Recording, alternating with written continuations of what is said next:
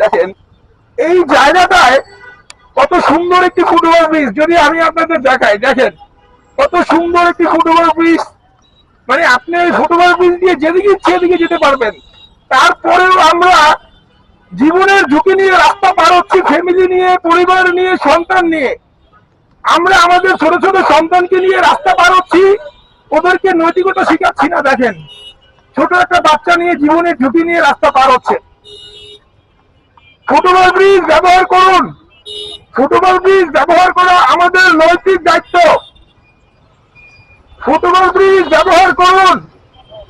ভাইয়া একটা football bridge আছে এখানে, একটা ফুটবল ব্রিজ, একটা ফুটবল ব্রিজ থাকার পরেও আমরা নির্লজ্জের মতো জীবনের ঝুঁকি নিয়ে রাস্তা দিয়ে রাস্তা পার হই। যখন একটা অ্যাক্সিডেন্ট হয় তখন আমরা এর ড্রাইভার সরকারের উপর চাপাই, স্টুডেন্টরা।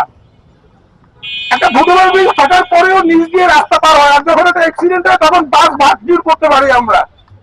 আমরা বাসের ড্রাইভারের উপরে দায়বদ্ধতা চাপাইতে পারি যে আমি যে নৈতিক দায়িত্বটা পালন করি নাই, আমি যে ফুটবল ব্রিজ ব্যবহার করি না, এর জন্য আমার বিন্দু পরিমাণ লজ্জা নাই।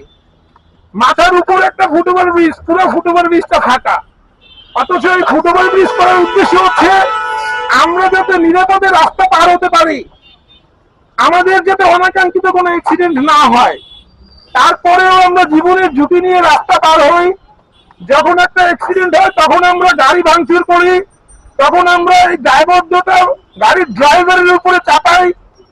আমরা কোন মানে একটা সময় দেখা যায় এই দায়বদ্ধতা রাষ্ট্রের উপরে বা সরকারের উপরে চলে যায়, অথচ আমাদের নৈতিক দায়িত্ব ফুটবল ব্রিজ ব্যবহার করা, আমরা সেই নৈতিক দায়িত্বটুকু পালন করি না।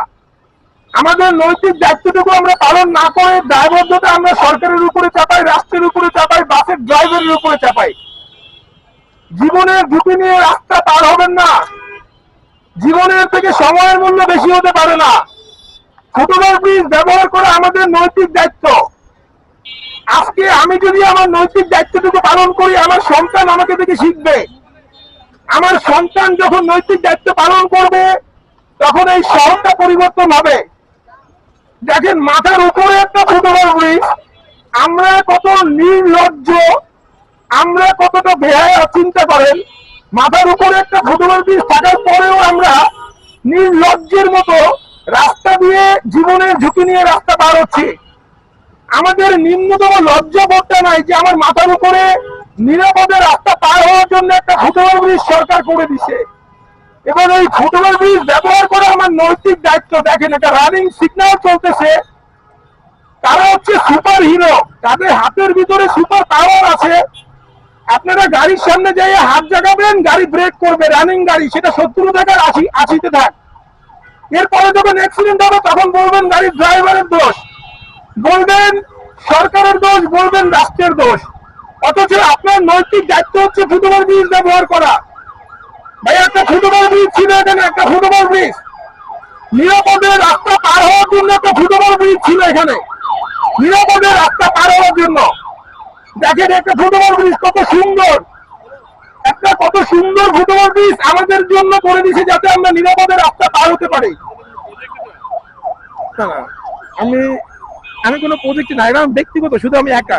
হ্যাঁ আমি নিজেই, আমি ওই যে কিছু ভিডিও তৈরি করি আর পাশাপাশি মানুষকে সচেতন করি, যে যদি মানুষ সচেতন হয় অবশ্যই ভালো।